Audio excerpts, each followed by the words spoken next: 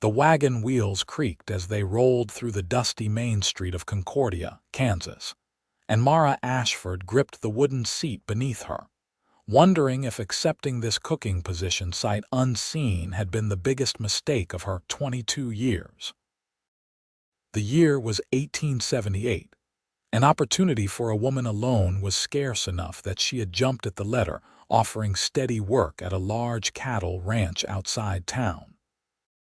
The advertisement had promised good wages, respectable lodging, and meals for a cook, willing to feed a crew of ranch hands through the autumn roundup and beyond. The driver, a weathered man who had introduced himself only as Pete, pulled the wagon to a stop in front of the general store. "Need to pick up some supplies before we head out to the ranch, miss. Won't be but a few minutes." Mara nodded and took the opportunity to stretch her legs, stepping down from the wagon with as much grace as her travel-worn dress would allow. She had left St. Louis 3 weeks prior, her savings carefully tucked into the lining of her carpet bag, determined to start fresh where nobody knew about the scandal that had cost her her previous position. Being caught alone with the master of the house, even though she had been fleeing his unwanted advances, had been enough to ruin her reputation in polite society. The references she carried now were forged, carefully penned by her only friend in the world, but they would have to do. The streets of Concordia bustled with afternoon activity. Cowboys wandered between the saloons, farmers loaded wagons with goods, and women in their best dresses picked their way across the dusty thoroughfare. Mara found herself studying the faces, wondering which of these rough men she would be cooking for, when someone collided directly into her back. She stumbled forward, catching herself against a hitching post as strong hands gripped her shoulders, steadying her. "My apologies, madam. Wasn't watching where I was stepping." Mara turned to find herself looking up at a tall man in worn denim and a faded blue work shirt. Dust covered his clothes and dark hair peeked out from beneath a battered hat. What struck her immediately were his eyes, a startling green that seemed at odds with the sun-weathered face and calloused hands. Those hands released her shoulders quickly, almost too quickly, as though he was unused to the roughness of his own grip. "No harm done," she said, brushing off her skirts. "These streets are certainly busy. They are indeed." The man's voice carried the slightest hint of education beneath a drawl that seemed almost practiced. "You new to town? Just passing through on my way to a position at a ranch." "I am to be the new cook." Something flickered in those green eyes, gone too quickly for her to name. "Is that so? Which ranch would that be?" Before Mara could answer, Pete called out from the store entrance. "Miss Ashford, best come help me sort this order. Want to make sure we get everything you will need for the kitchen." The tall stranger's eyebrows rose fractionally, and Mara could have sworn she saw the ghost of a smile tug at his lips before he tipped his hat. "Well then, Miss Ashford, I expect we will be seeing each other again real soon. Name's Zachary Young. Most folks call me Zach." He turned and walked away before she could respond, his long stride carrying him toward a group of ranch hands loading supplies onto a buckboard. Pete was grinning when she joined him in the store. "I see you met one of your future colleagues." "That man works at the ranch, sure does. Hired on about 2 months back, right around the time old Charlie threw out his back and had to retire. Zach's a hard worker, I will give him that. Keeps to himself mostly, but he knows his way around cattle and horses better than men who have been doing it their whole lives." Pete handed her a list. "Now, let us get this sorted. The real boss will want his supper on time, and we have got a 2-hour ride ahead of us." As they loaded crates of flour, sugar, coffee, and spices into the wagon, Mara found her gaze drifting back to where Zachary Young stood with the other ranch hands. There was something about him that did not quite fit. The way he held himself, perhaps, or the careful way he spoke. She had spent enough time in wealthy households to recognize certain mannerisms, and this supposed farmhand had them in abundance, despite his shabby clothing and dusty appearance. The ride out to the ranch gave Mara time to take in the landscape. The Kansas prairie stretched endlessly in all directions, golden grass rippling like an ocean under the late September sun. Cattle dotted the hills in the distance, dark spots against the horizon. Pete kept up a steady stream of conversation, filling her in on the ranch's operations. The Yates Ranch is one of the biggest in these parts. Been in the family for near about 30 years now.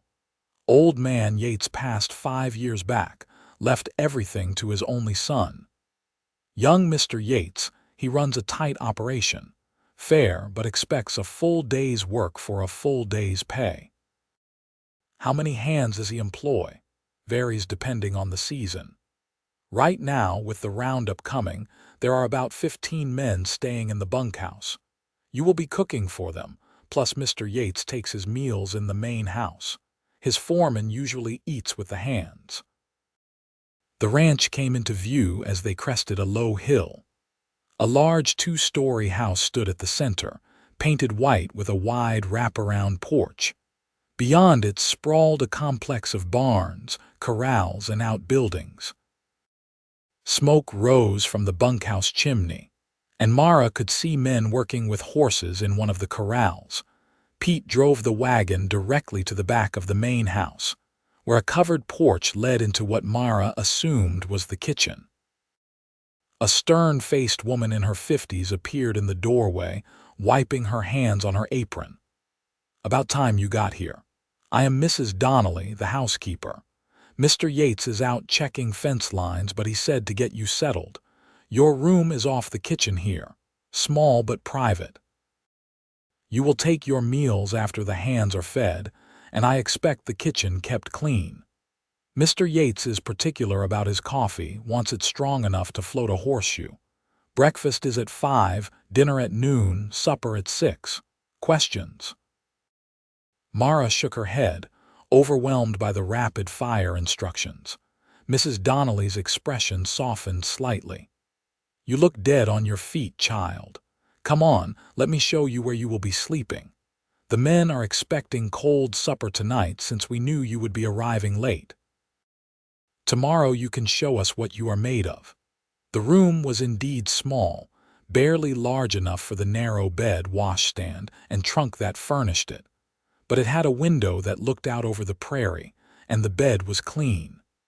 After weeks of travel and uncertain lodging, it felt like a palace. Mara unpacked her few belongings, changed into a fresh dress, and splashed water on her face from the washstand. Through the thin wall, she could hear Mrs. Donnelly moving about the kitchen. Voices drifted in from outside, men finishing their day's work and heading toward the bunkhouse. She was smoothing her hair when a knock sounded at the kitchen door. Mrs. Donnelly's voice carried clearly through the wall. "Mr. Yates, I did not expect you back until dark. Finished earlier than I thought." The voice was deep, cultured, and oddly familiar. "Is the new cook here?" "Just arrived. Let me fetch her." Mara hurried out of her room and into the kitchen, stopping short when she saw the man standing in the doorway. He was tall, broad-shouldered, and immaculately dressed in clean trousers, a pressed white shirt, and a leather vest. Dark hair, still damp from washing, was combed back from a handsome face dominated by startling green eyes, the same green eyes that had looked at her in town from beneath a battered hat. "Miss Ashford," Zachary Yates said smoothly, not a trace of surprise in his expression. "Welcome to the Yates Ranch. I am Zachary Yates, the owner." Mara felt her cheeks flush hot. "You lied to me," Mrs. Donnelly gasped, but Zachary held up a hand. "That will be all, Mrs. Donnelly. Miss Ashford and I need to have a conversation." The housekeeper hurried out, leaving them alone in the kitchen. Zachary leaned against the doorframe, studying Mara with an expression she could not quite read. "I did not lie," he said finally. "I gave you my name, or at least part of it. Zachariah is my full first name. I just left off the part about owning the ranch." "Why?" Mara crossed her arms, anger warring with embarrassment. "What possible reason could you have for pretending to be one of your own hired hands?" Zachary pushed away from the doorframe and walked further into the kitchen, his movements easy and confident now that he had shed the persona he had worn in town. "Have you ever noticed, Miss Ashford, that people behave differently around money, around power? A ranch hand can walk through town and hear honest conversation, see how people really are. The moment they know I am Zachary Yates, suddenly everyone wants something. Land, jobs, money, marriage." He said the last word with a particular bitterness that surprised her. "So you spy on your own employees." "I prefer to think of it as ensuring I know who I am working with. 2 months ago, 3 of my hands were caught stealing cattle. They had been working here for 6 months, came with glowing references, seemed like honest men. Turned out they had been rustling for me the whole time, selling to buyers in Abilene." Zachary picked up an apple from a bowl on the table, turning it in his hands. "I started going into town dressed as a ranch hand, listening to gossip, getting a feel for who could be trusted. It has proven remarkably effective." Mara studied him, her anger fading into curiosity despite herself. "And what were you hoping to learn about me in those few moments on the street? Whether you were who you claim to be, whether the references you carry are genuine." He set the apple down and met her gaze directly. "They are not, are they?" Her heart hammered in her chest. "I am a good cook. I will work hard, whatever you think you know about my past." "I know nothing about your past, Miss Ashford. But I do know fine penmanship when I see it, and I know that both your letters of reference were written by the same hand, despite claiming to come from different sources. I also know genuine fear when I see it." His expression softened. "I am not going to send you away. God knows we need a decent cook. I am simply asking for honesty. Whatever trouble you left behind in St. Louis, does it pose any danger to my ranch or my men?" "No." The word came out barely above a whisper. "The trouble I left was of the sort that ruins reputations but breaks no laws. I needed to get away to start fresh somewhere I was not known." Zachary nodded slowly. "Then we have an understanding. You cook, you work hard, you keep to yourself, and I will ask no more questions about your past. In return, I would appreciate your discretion about my occasional trips into town as Zach Young, farmhand. Why would you continue the deception now that I know who you are?" A smile tugged at his lips, transforming his serious face into something almost boyish. "Because sometimes even a wealthy rancher needs to escape his responsibilities for a few hours, and because the information I gather helps me protect what is mine." He extended his hand. "Do we have an agreement?"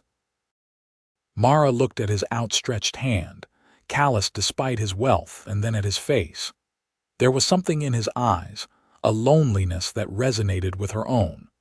Whatever his reasons for the disguise, she understood the need to be seen as something other than what the world expected. She took his hand, her smaller one engulfed in his warm grip. "We have an agreement, Mr. Yates. Zachary, please, or Zach when we are alone. Mr. Yates makes me feel like my father, and he was not a man I care to emulate." He released her hand, and Mara found herself missing the warmth. She pushed the thought aside. This was her employer, nothing more. "I should start familiarizing myself with the kitchen," she said. "If I am to have breakfast ready by 5, I need to know where everything is kept. Mrs. Donnelly can help you with that. I will let you settle in." Zachary moved toward the door, then paused. "Miss Ashford, I am glad you are here. This ranch has been missing something for a long time, and I think perhaps it has been the kind of honesty you showed just now. Not many people have the courage to call me a liar to my face." He was gone before she could respond, his boots echoing on the wooden floorboards of the house. Mara stood in the kitchen, her hand still tingling from his touch, and wondered what she had gotten herself into. The next morning arrived far too early. Mara woke in darkness to the sound of roosters crowing and men's voices as the hands prepared for the day. She dressed quickly, braided her hair, and tied on her most serviceable apron before entering the kitchen. Mrs. Donnelly had left detailed instructions the night before, along with a schedule of meals the previous cook had followed. Mara lit the large stove, grateful for the similarity to the one she had used in St. Louis, and began pulling ingredients from the well-stocked pantry. By the time the sky began to lighten, she had biscuits in the oven, bacon sizzling in huge cast-iron skillets, and scrambled eggs keeping warm. Coffee, strong enough to satisfy even Zachary's exacting standards, filled 2 large pots. She had just finished setting out plates and utensils when the first ranch hands began filing in through the bunkhouse door. They came in quietly, clearly not expecting much, settling at the long wooden tables with the resigned air of men facing another uninspired meal. Mara served them quickly, moving from table to table with platters of food. The first bite brought surprised murmurs, then enthusiastic eating, and by the time she refilled the coffee, several of the men were already heading back for seconds. "Miss, this is the finest breakfast I have had since my mother's table," a young cowboy said, his face flushing red with the boldness of speaking up. "Thank you kindly." "You are most welcome," Mara replied, pleased. "There is plenty, so eat your fill." She was scraping plates in the kitchen when Zachary appeared, dressed for a day of ranch work in denim and leather.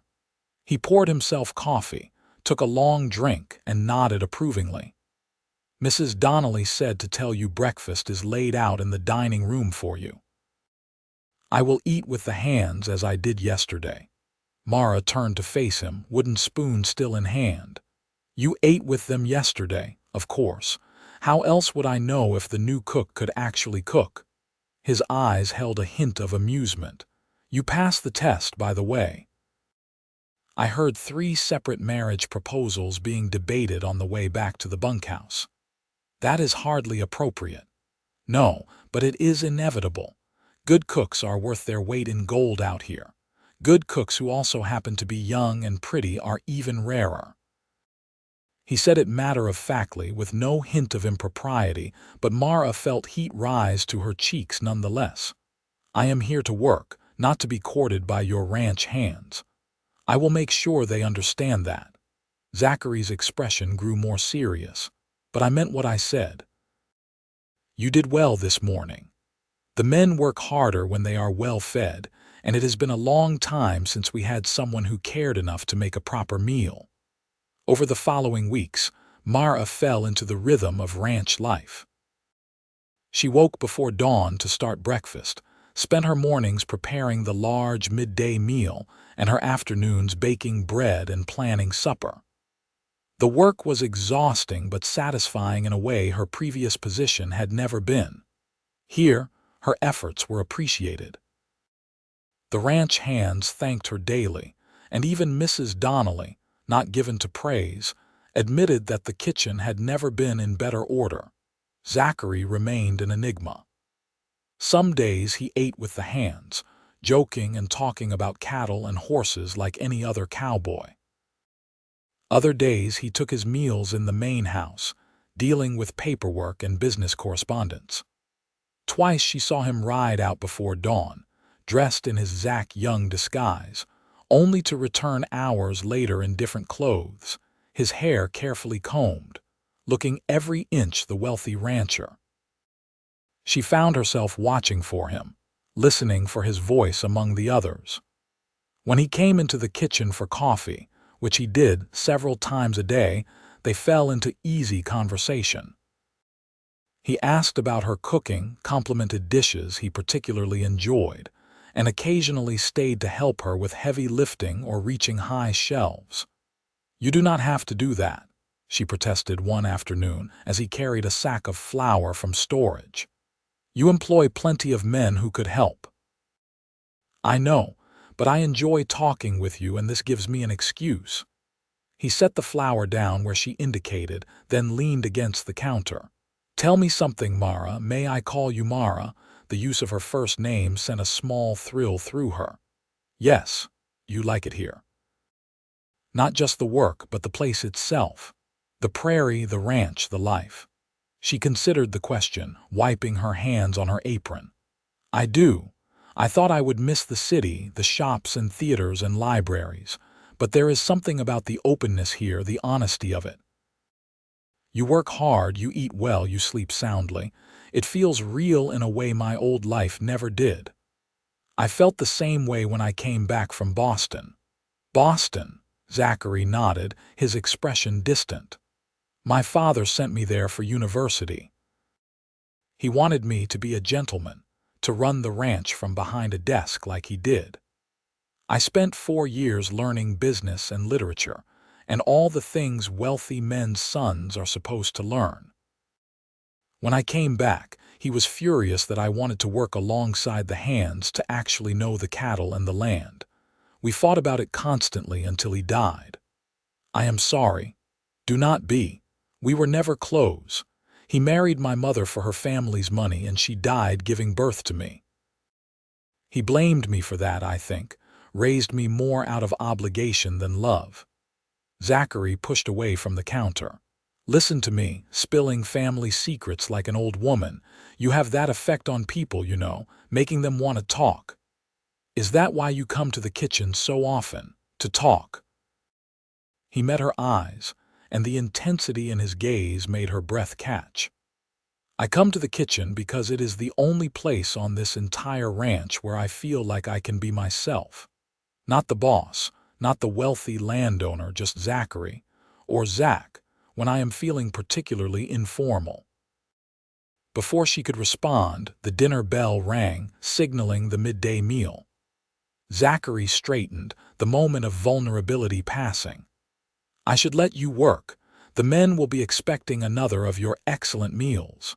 He left, and Mara stood motionless for a long moment, her heart racing. Something was growing between them, something that went beyond employer and employee, beyond even friendship. It terrified and exhilarated her in equal measure. The autumn roundup began in early October, bringing additional hands to the ranch and increasing Mara's workload significantly. She rose even earlier, often finding Zachary already in the kitchen, making coffee in the pre-dawn darkness. "You do not have to do this," he said one morning as she stumbled in, still tying her apron. "I can hire additional help. I can manage." She lit the stove, grateful for the coffee he handed her. "Though I will admit I am looking forward to the roundup being finished. 2 more weeks at most." Zachary leaned against the counter in his customary spot, watching as she began pulling ingredients from the pantry. "You know, you never told me how you learned to cook like this." "My mother was a cook in a wealthy household. I grew up in the kitchen, learning from her. When she died, the family kept me on, trained me properly. I worked my way up from kitchen maid to assistant cook to head cook." The memories hurt, but less than they once had. She would have loved this kitchen. The space, the modern stove, the abundance of ingredients. "She would have been proud of you," Mara smiled. "I hope so." They worked in companionable silence, Zachary staying to help with the breakfast preparations. It had become routine over the past weeks, these early morning hours when the rest of the ranch still slept. He was surprisingly capable in the kitchen, and Mara found herself relying on his help more than she probably should. "I am riding into Concordia tomorrow," Zachary said as she pulled the first batch of biscuits from the oven. "Need to meet with the bank and pick up supplies. Would you like to come? You could visit the shops, get anything you need for the kitchen." The offer surprised her. What would people think seeing us together? They would think a rancher is being courteous to his employee, unless you would prefer I went as Zach Young, poor farmhand. His eyes danced with humor, though that might raise different questions. No, Mara said quickly, laughing despite herself. I would enjoy a trip to town, thank you. There are some spices I have been wanting that Mrs. Donnelly does not usually order. The next morning dawned clear and cool, perfect for the 2-hour wagon ride. Zachary drove, handling the team with practiced ease, while Mara sat beside him enjoying the scenery. The prairie grass had turned golden brown, and the air held the crisp promise of approaching winter. Tell me about St. Louis, Zachary said as they rolled along. What was it like living in a city, crowded, noisy, exciting, and terrifying by turns? Mara pulled her shawl tighter against the morning chill. I grew up in the servant quarters of a mansion on the good side of town. 3 stories of marble and mahogany, gas lighting in every room, indoor plumbing that was the envy of the neighborhood.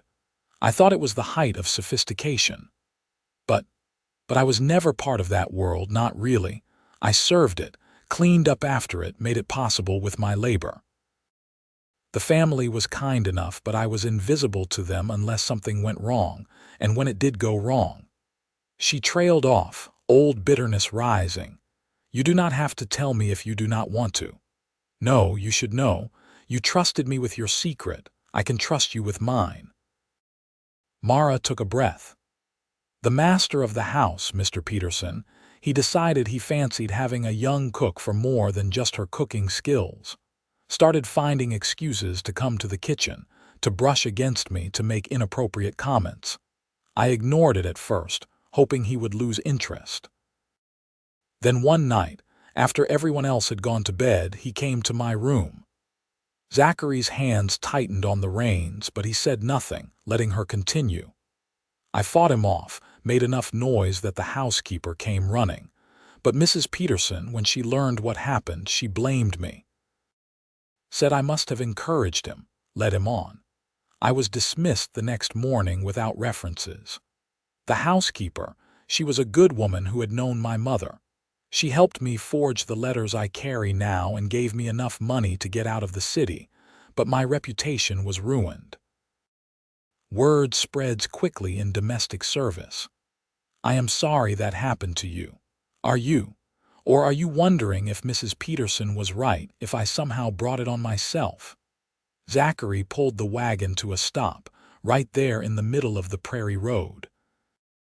He turned to face her fully, his green eyes blazing. Mara Ashford, listen to me very carefully.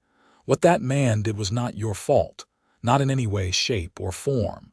He was a coward and a predator who abused his power.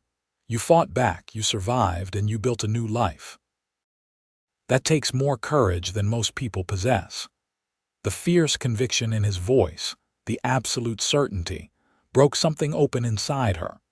Tears she had been holding back for months spilled over, and then Zachary was pulling her into his arms, holding her while she cried against his shoulder. He smelled of leather and soap and prairie grass, solid and real and safe.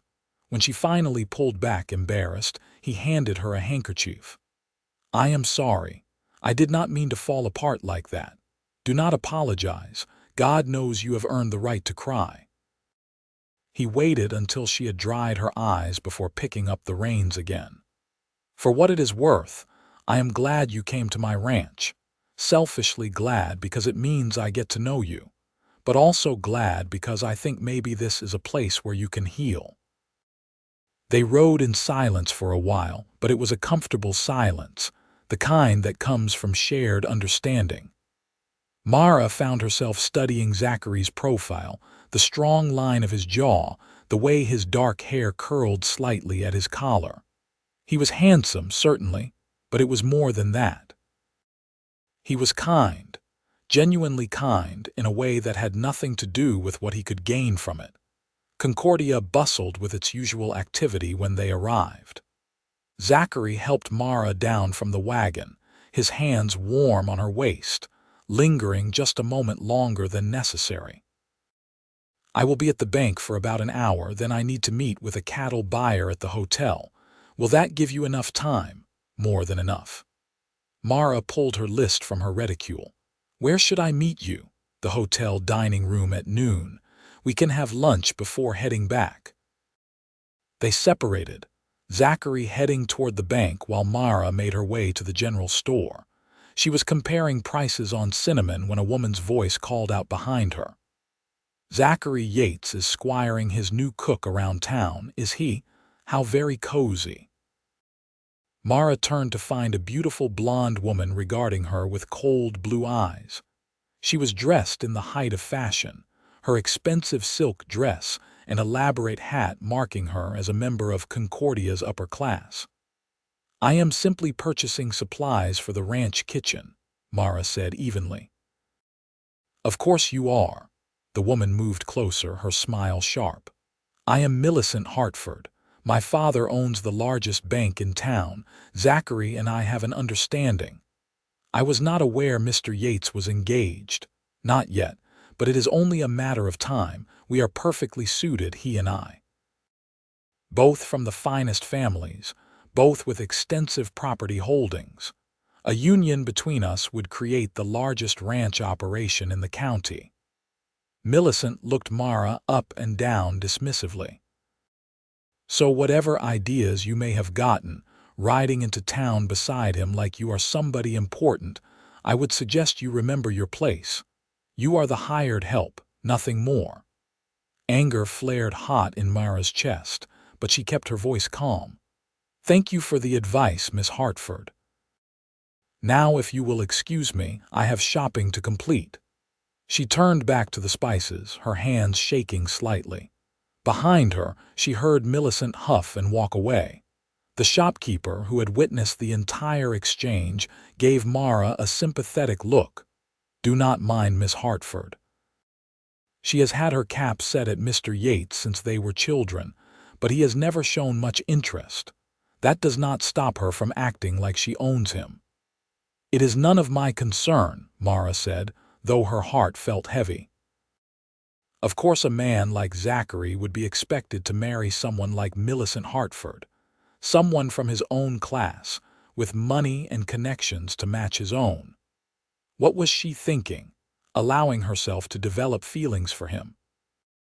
She completed her shopping quickly and made her way to the hotel, arriving at the dining room just as the clock struck noon. Zachary was already there, seated at a corner table, and his face lit up when he saw her. "How was the shopping?" "Productive. I found everything I needed." She sat across from him, very aware of the other diners watching them. "I met Miss Hartford." Zachary's expression darkened. "I am guessing it was not a pleasant meeting." "She was informative about your impending engagement." "My what?" He leaned forward, voice low and intense. "Mara, I am not engaged to Millicent Hartford. I have never been engaged to Millicent Hartford, nor do I have any intention of ever being engaged to Millicent Hartford. Her father keeps proposing business arrangements that would be sealed by marriage, and I keep refusing." "Whatever she told you is wishful thinking on her part." Relief flooded through Mara, followed immediately by embarrassment. "It is not my business either way." "Is not it?" Zachary reached across the table, his hand covering hers. "Mara, I thought I had made my feelings clear. I seek out your company because I enjoy it. I value your conversation, your honesty, your strength. You are not just my cook. You are my friend, and I hope, perhaps, something more." Mara's breath caught.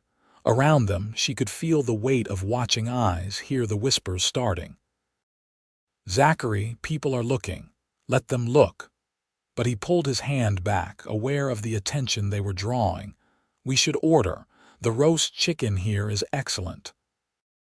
They made it through lunch, talking of inconsequential things, but the air between them felt charged, full of unspoken possibilities. When they finally headed back to the ranch, the wagon ride felt simultaneously too long and too short. Mara was hyper-aware of every point where their shoulders brushed, every accidental touch of hands on the seat between them. "Mara," Zachary said as the ranch buildings came into view, "what I said earlier about my feelings, I do not want to make you uncomfortable.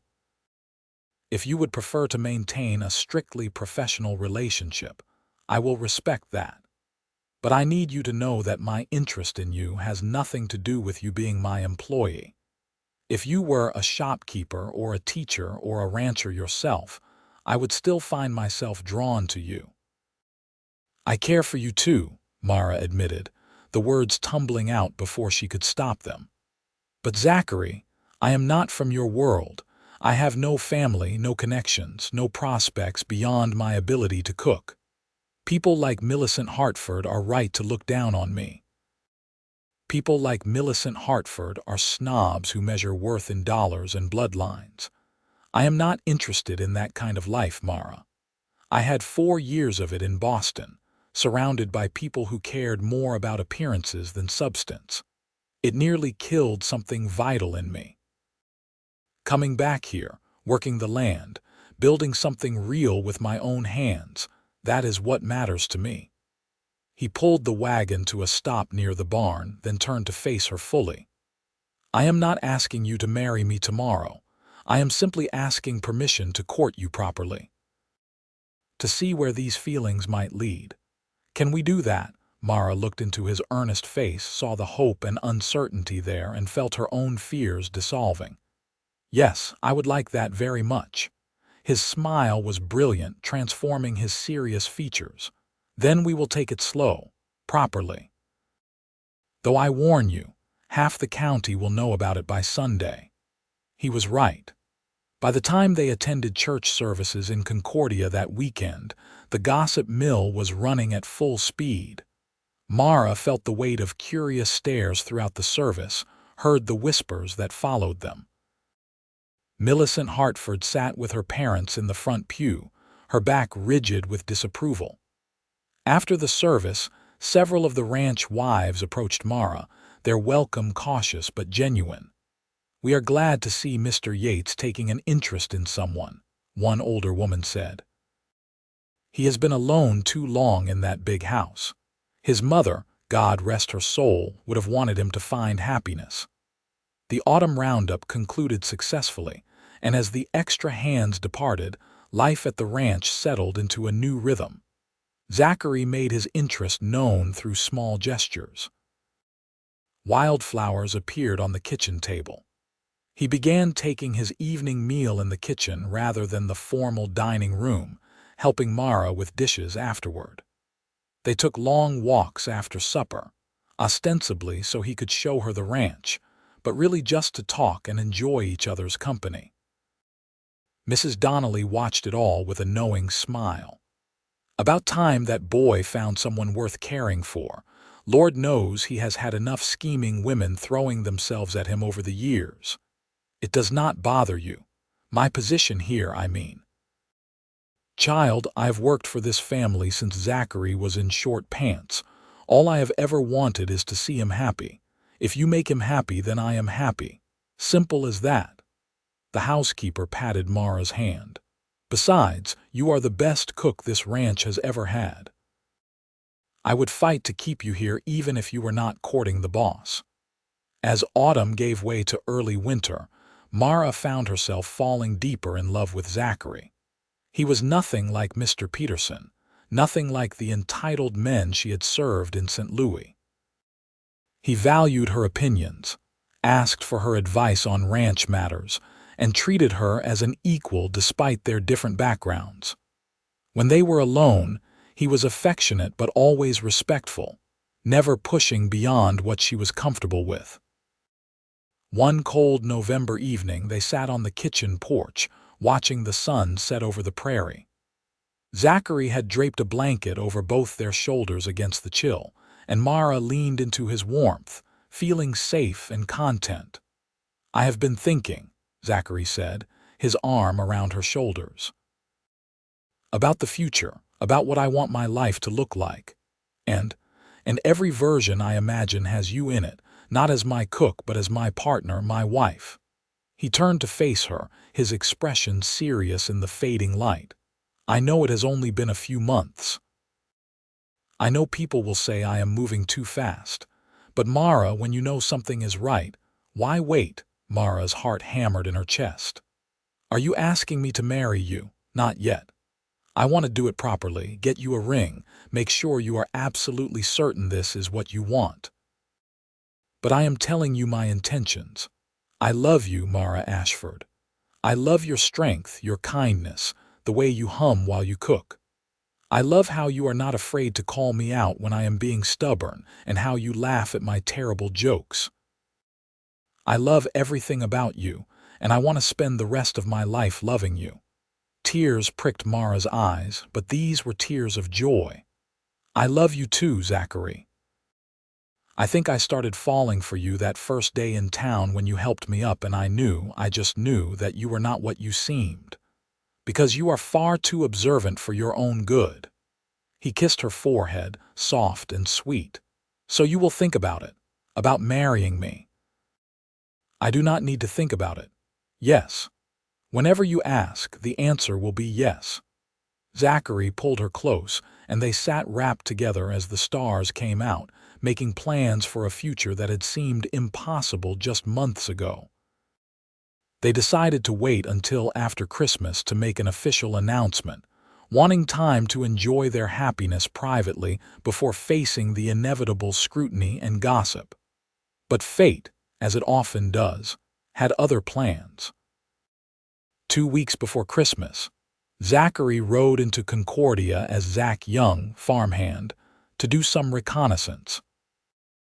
Millicent Hartford's father had been making noise about a land deal, trying to pressure Zachary into selling a section of prime grazing land, and Zachary wanted to know what was really behind the push.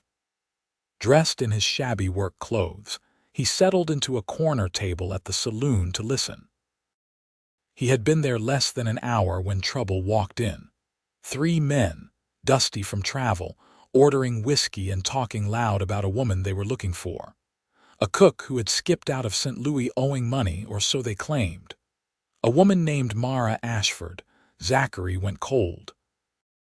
He recognized the type men who hired themselves out for dirty work. The description they gave, shouted loud enough for the whole saloon to hear, matched Mara perfectly.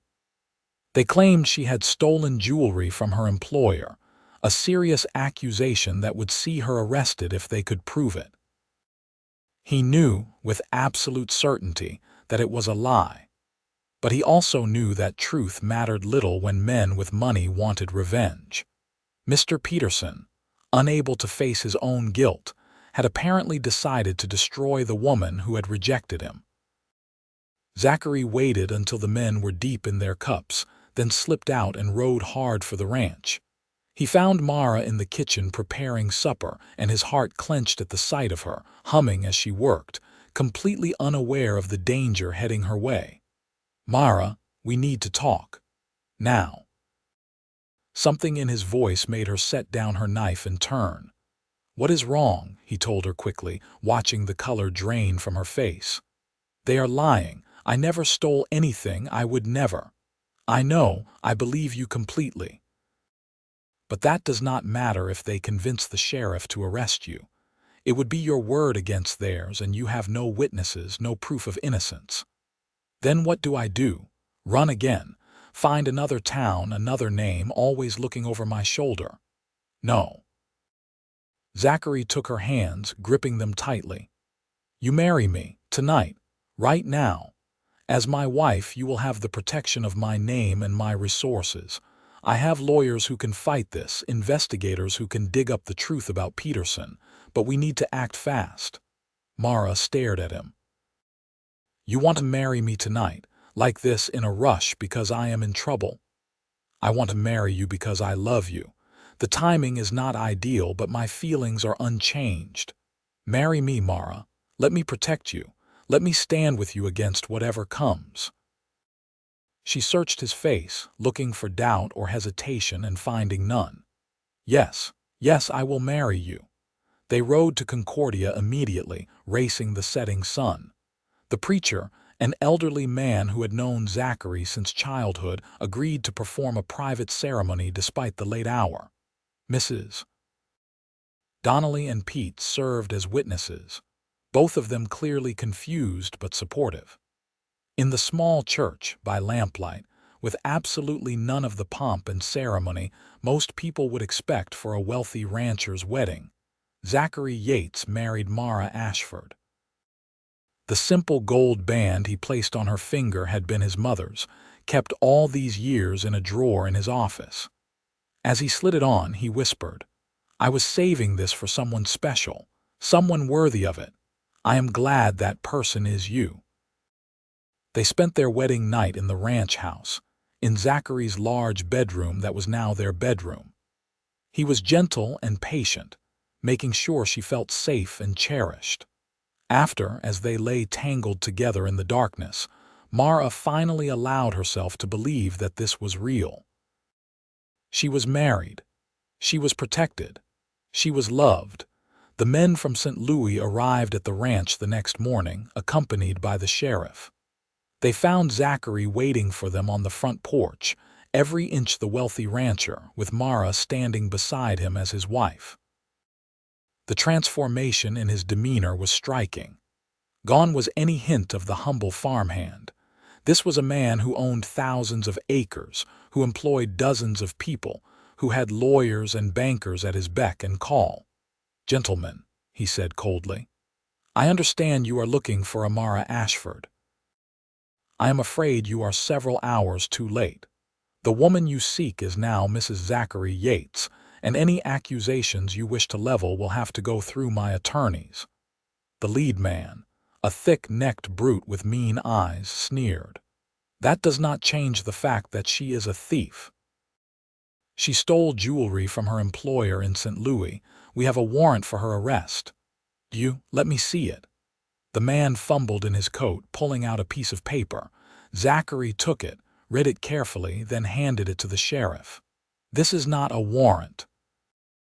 This is a private complaint filed by a Mr. Peterson, with no investigation, no evidence, and no official sanction." "Sheriff, am I reading this correctly?" The sheriff, a pragmatic man who knew where the power lay in the county, nodded slowly. "You are correct, Mr. Yates. This is not an official warrant. I would need actual evidence of theft before I could make an arrest. Then I suggest these gentlemen provide some. My wife's quarters have been searched thoroughly. No stolen jewelry was found. Her personal possessions amount to some clothing, a few books and cooking implements, hardly the haul of a master thief." "Peterson said she probably sold it already," the brute argued. "Probably spent the money on fancy dresses." Zachary looked at Mara, standing beside him in one of her simple work dresses, and raised an eyebrow. "Does my wife look like someone who has been spending lavishly? Sheriff, I think it is clear what is really happening here. A young woman rejected the advances of her employer. Rather than accept responsibility for his own inappropriate behavior, this employer has concocted a story designed to ruin her reputation and see her imprisoned. I will not stand for it." "You cannot protect her forever, Yates," the brute said, but there was uncertainty in his voice now. "Peterson is a powerful man in St. Louis, and I am a powerful man here. More to the point, I have friends who are powerful men in St. Louis. I believe my lawyer knows several judges there quite well. I am certain they would be very interested to hear about a man who sexually harasses his employees and then falsely accuses them of theft." Zachary's smile was sharp as a blade. "So here is what is going to happen. You gentlemen are going to return to St. Louis and tell Mr. Peterson that his scheme failed. If he continues to pursue this matter, I will personally ensure that every newspaper in Missouri knows exactly what kind of man he is. Do we have an understanding?" The three men looked at each other, clearly not having expected this level of resistance. Finally, the leader nodded grudgingly. We will relay your message. Excellent. Sheriff, would you mind escorting these men back to town? I want to make sure they get on the next train out of Kansas. After they left, Mara collapsed against Zachary, shaking with relief. I cannot believe that worked. Power and money, properly applied, can accomplish quite a bit. Not always for good, I will admit, but in this case, I am happy to use every advantage I have. He held her close, his heart pounding against her cheek. You are safe now, truly safe. As long as you are my wife, no one will be able to hurt you like that again. News of the marriage spread quickly through the county, causing the expected uproar. Millicent Hartford made a scene at the general store, declaring that Zachary had been entrapped by a scheming fortune hunter. Several of Concordia's society ladies snubbed Mara when she accompanied Zachary to town. But there were also many who welcomed her warmly. Ranch families and working people who saw the love between Zachary and Mara and were genuinely happy for them. Mrs. Donnelly took charge of helping Mara adjust to her new role as mistress of the house. You still love cooking, so no one is going to stop you from working in the kitchen if that is what you want. But you also have a position to maintain now. You are Mrs. Yates. That means charity work, social calls, managing the household accounts. We will teach you everything you need to know. Mara was a quick study. She learned to balance the ranch books, to host dinner parties for visiting cattle buyers, to navigate the complex social dynamics of county society. Some of the more traditional ladies continued to look down on her, but she won over many others with her warmth and genuine interest in people. The fact that she still cooked for the ranch hands, despite her elevated status, earned her considerable respect from the working families. Christmas arrived, and with it, Zachary's first real gift to his wife. He had converted the small room where she had first slept into a library, lined with shelves and filled with books he had ordered from as far away as Boston and New York. Cookbooks, novels, poetry, history, everything he thought she might enjoy. You mentioned once that you missed the libraries in St. Louis, he said as he showed her the room on Christmas morning. I cannot bring you a city library, but I can make sure you always have something to read. Mara threw her arms around him, overwhelmed by the thoughtfulness of the gift. It is perfect. You are perfect. I do not know what I did to deserve you. You saw through my disguise. You called me a liar to my face. You challenged me to be better. He kissed her softly. And you loved me anyway, despite all my flaws. That is worth more than all the cattle in Kansas. Winter passed into spring, and with the warmer weather came a new development. Mara began feeling ill in the mornings, a persistent nausea that Mrs. Donnelly recognized immediately. You are with child, dear. I would stake my life on it. We should send for the doctor to confirm, but I know the signs. Dr. Morrison confirmed it a week later. Mara was nearly 3 months along, the baby due in late September. Zachary was beside himself with joy, fussing over her until she had to order him to stop treating her like she was made of glass. I am pregnant, not dying. I can still cook, still ride, still do everything I have been doing. But should you? What if something happens? What if you overexert yourself? Then you will be there to catch me, just like you have been since the day we met. The pregnancy progressed smoothly through spring and summer. Mara's belly grew, and with it, Zachary's excitement about becoming a father. He read every book on child rearing he could find, drove Mrs. Donnelly crazy with questions, and began building a cradle with his own hands, determined that his child would have something made with love. In late August, Zachary made one final trip to Concordia as Zach Young. He had heard rumors of rustlers working the area and wanted to gather information without putting the ranch hands on high alert. Mara was not happy about it. What if something happens? What if they discover who you really are? Nothing will happen. I will be careful, I promise. I will be back by supper." He kissed her goodbye, lingering longer than necessary, one hand resting gently on her swollen belly. "Take care of our little one. I will be home soon." But supper time came and went with no sign of Zachary. Mara tried not to worry, told herself he had simply been delayed. By midnight, when he still had not returned, she sent Pete and several ranch hands into town to search. They found him 2 hours later, unconscious in an alley behind the saloon.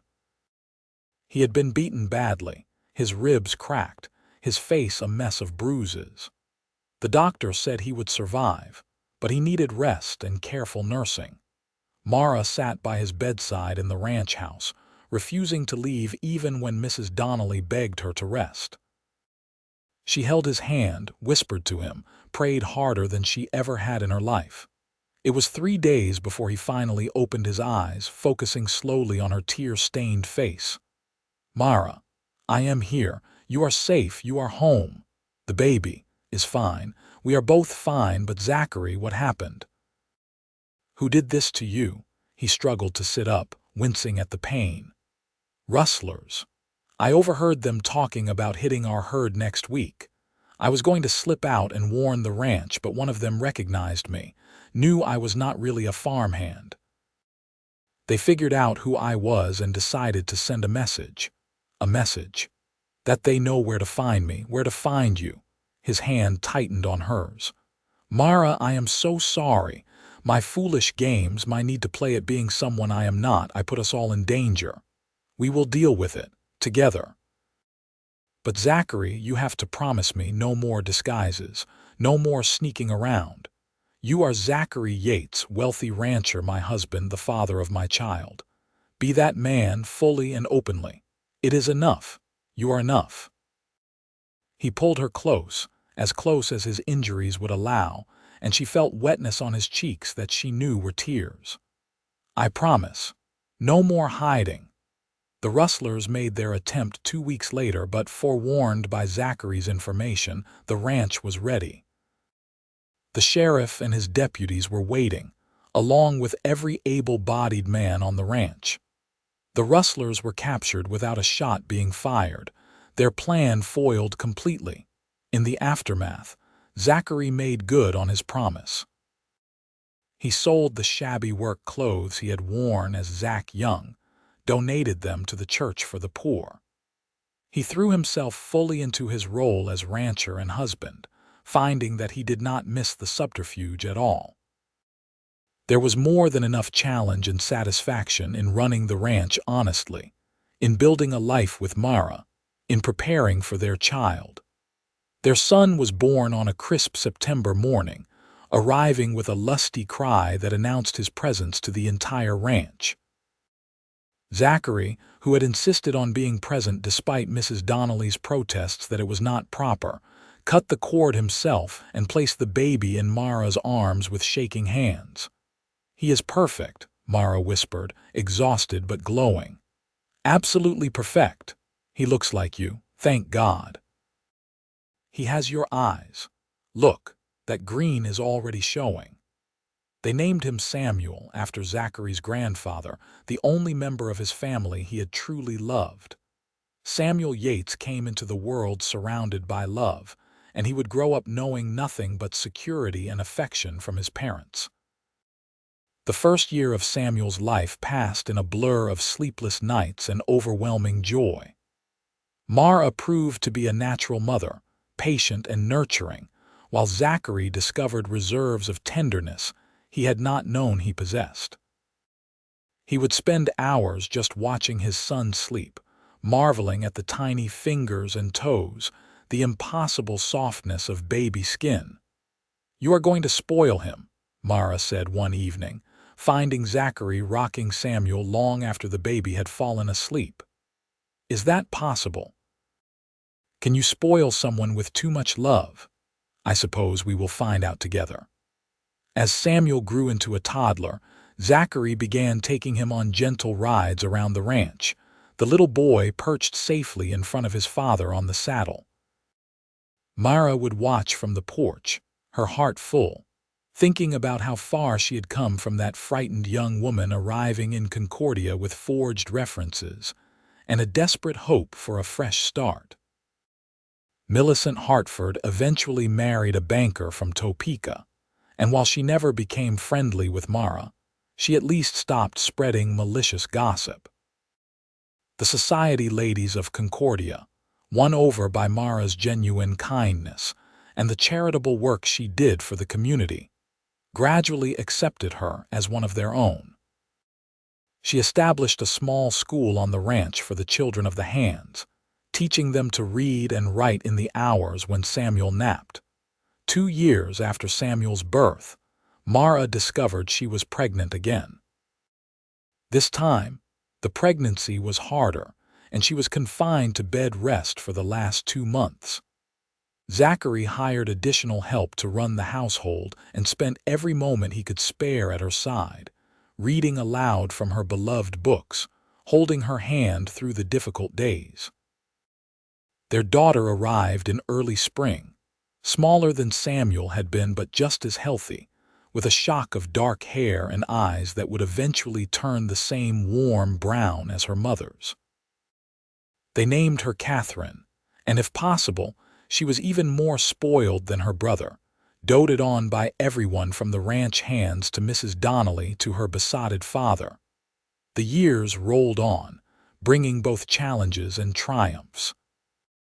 There were droughts that tested their resources, harsh winters that decimated the herd, accidents and illnesses that reminded them how fragile life could be. But there were also good years, prosperous years, when the cattle sold high and the ranch flourished.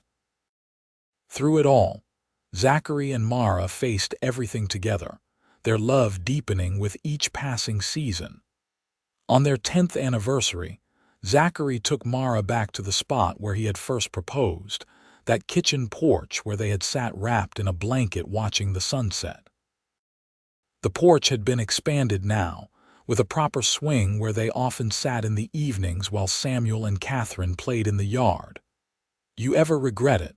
he asked, his arm around her shoulders in their customary position. "The way we started, the rushed wedding, all the scandal and gossip." "Not for a single moment. I got you, did I not? I got this life, this family, this home. What is there to regret? I just want you to know I would do it all again. Every moment, every choice that led me to you. You are the best thing that ever happened to me, Mara Yates. Even better than inheriting a ranch, infinitely better. The ranch is just land and cattle. You are my heart. You and the children, you are everything that matters." They sat in comfortable silence, watching their children play. Samuel, now 9, was teaching 6-year-old Catherine to rope a fence post, both of them laughing when the loop inevitably missed its target. In the distance, the prairie stretched golden under the setting sun, the same view that had captured Mara's heart all those years ago. "Zachary," Mara said softly, "I am pregnant again." He turned to her, eyes wide with surprise and then joy. "Again? Are you certain as I can be? I have been feeling the signs for a few weeks now. I wanted to be sure before I told you." Zachary pulled her close, kissing her soundly, not caring that the ranch hands working in the nearby corral could see them. "Another baby. God, Mara, we are blessed. We are so incredibly blessed." This pregnancy was easier than Catherine's had been, and in the dead of winter, their second son was born. They named him Thomas, and he came into a household full of love and laughter, greeted by 2 excited siblings who fought over who got to hold him first. The ranch continued to grow and prosper. Zachary proved himself a shrewd businessman, expanding their holdings carefully, treating his employees fairly, building a reputation as one of the most respected ranchers in Kansas. But he never forgot the lessons he had learned during those months as Zach Young. He made a point of knowing all his workers by name, of understanding the challenges they faced, of treating them as valued members of the ranch family rather than simply hired hands. Mara expanded her school, eventually building a proper schoolhouse on the ranch property and hiring a teacher to run it full-time. She continued to cook, though now it was mainly for her own family and special occasions. The kitchen remained her favorite room in the house, the place where she felt most herself, and Zachary still sought her out there, stealing kisses and cups of coffee, sharing his day's worries and triumphs. Samuel grew into a serious young man who loved the ranch as much as his father did. By the time he was 16, he was working alongside Zachary, learning every aspect of the operation. Catherine proved to have a gift with horses, training them with a patience and skill that amazed everyone. Thomas, the baby, showed early signs of being the scholar of the family, always with his nose in a book, asking questions about everything from stars to steam engines. On a warm summer evening, 20 years after their wedding, Zachary and Mara sat on their porch swing watching the sunset. Samuel was out checking the herd, Catherine was in the barn with her horses, and Thomas was inside reading by lamplight. The ranch had grown to twice its original size, now one of the largest operations in the state. They employed nearly 40 hands full-time, and the school Mara had started now served children from 3 neighboring ranches. "You remember the day we met?" Mara asked, her head resting on Zachary's shoulder. "You, in your shabby disguise, pretending to be a simple farmhand." "How could I forget? You saw right through me instantly.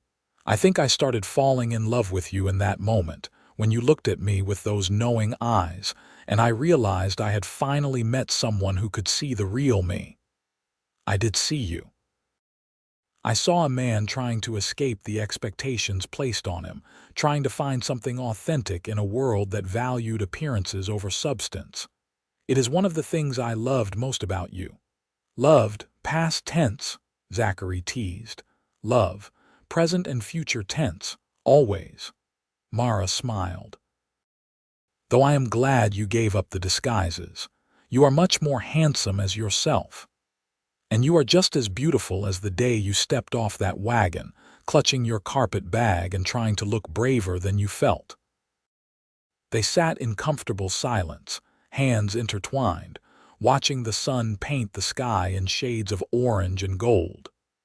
In the distance, they could hear Samuel calling to the hands, his voice strong and confident. From the barn came Catherine's laughter as one of her horses did something amusing. Through the open window drifted the sound of Thomas reading aloud to himself, his young voice stumbling occasionally over difficult words. "We made this," Mara said softly. "This life, this family, this home. Out of nothing but hope and love and hard work, we built something real and lasting. We did, and I would not change a single moment of it." Zachary kissed the top of her head. "Well, maybe I would skip the part where I got beaten half to death in that alley." "Definitely skip that part." Mara shuddered at the memory, even all these years later. "But everything else, even the difficult parts, they all led us here. To this moment, this life." As the stars began to appear in the darkening sky, their children gradually made their way back to the house. Samuel came in from the range, dusty and tired but satisfied with the day's work. Catherine left her horses settled for the night and joined them on the porch. Thomas emerged from the house, marking his place in his book with a careful finger. "Are you two being sentimental again?" Catherine asked, but her tone was affectionate. "Always," Zachary admitted. "When you get to be our age, you will understand. Every sunset becomes precious, every moment with the people you love a gift." "You are not that old, Papa," Samuel said, settling on the porch railing. "You still outwork most of the hands. I am old enough to know what matters. And what matters is right here. All of you, your mother, this ranch, this life we have built together." The family sat together as night fell, talking and laughing, sharing the small details of their day. This had become their ritual over the years, this coming together at day's end, and it grounded them all. No matter what challenges they faced, what difficulties arose, they had this. They had each other. Later, after the children had gone to bed, Zachary and Mara remained on the porch, wrapped in a blanket against the cooling night air. The ranch was quiet now, just the distant sound of cattle settling and the soft whisper of the prairie wind. "I am grateful," Mara said quietly, "for all of it. For you, for our children, for this home. For the fact that I got on that wagon so many years ago and came to Concordia, even though I was terrified. For the fact that you saw me, really saw me, and loved me anyway. There is no anyway, Mara. I loved you because of who you are, not despite it. Your strength, your courage, your kindness, those are not flaws to overlook. They are the very things that make you who you are, the woman I love more with each passing year." "Sweet talker," Mara teased, but her eyes were wet with happy tears. "Truth talker. There is a difference." They sat until the moon rose high, silver light washing over the prairie, before finally heading inside to their bed. As they settled in together, Zachary pulled Mara close, marveling as he did every night at the miracle of having her beside him. "Good night, my love," he whispered. "Good night, my heart," she replied, the words a ritual between them. The years continued to pass, bringing more grandchildren as Samuel and Catherine married and started families of their own. Thomas eventually left for university back east, but he returned with a degree and a quiet wife, ready to help manage the growing ranch operations. The Yates Ranch became a fixture in Kansas, known not just for its size and success, but for the way it was run with fairness and integrity. Zachary and Mara grew old together, their hair turning silver, their movements slower, but their love never diminishing. They still took their evening seat on the porch swing, still held hands like newlyweds, still found joy in each other's company after decades of marriage. On their 50th anniversary, their children and grandchildren gathered for a celebration. The house was full of noise and laughter, 3 generations of Yates family coming together to honor the couple who had started it all. There were speeches and toasts, gifts and well wishes, but the best moment came at the end of the evening when everyone else had finally gone to bed. Zachary and Mara sat alone in the kitchen, the room that had always been their special place. He poured them each a cup of coffee, still making it strong enough to satisfy his exacting standards, and sat beside her at the old wooden table. 50 years, he said wonderingly. Half a century since I bumped into you on that street in Concordia and knew my life was about to change. We have done well, have we not? Our children are happy, successful, kind. Our grandchildren are healthy and loved. The ranch is thriving. What more could we ask for? Nothing. Absolutely nothing. We have been blessed beyond measure.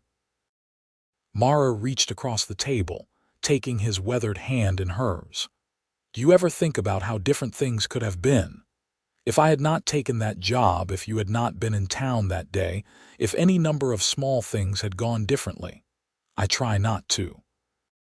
It terrifies me to think how close I came to missing you, to living my whole life without knowing what real love feels like. Zachary brought her hand to his lips, kissing her knuckles gently. But fate, or providence, or simple luck brought you to me.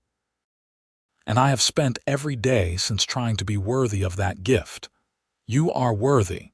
You have always been worthy. From the moment you stood up to those men who came looking for me, when you married me to protect me, when you promised to love me for all your days, you have been everything I could have hoped for and more.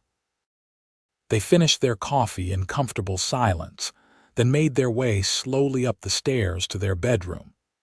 The house was quiet now, their children and grandchildren asleep in the various rooms and outbuildings.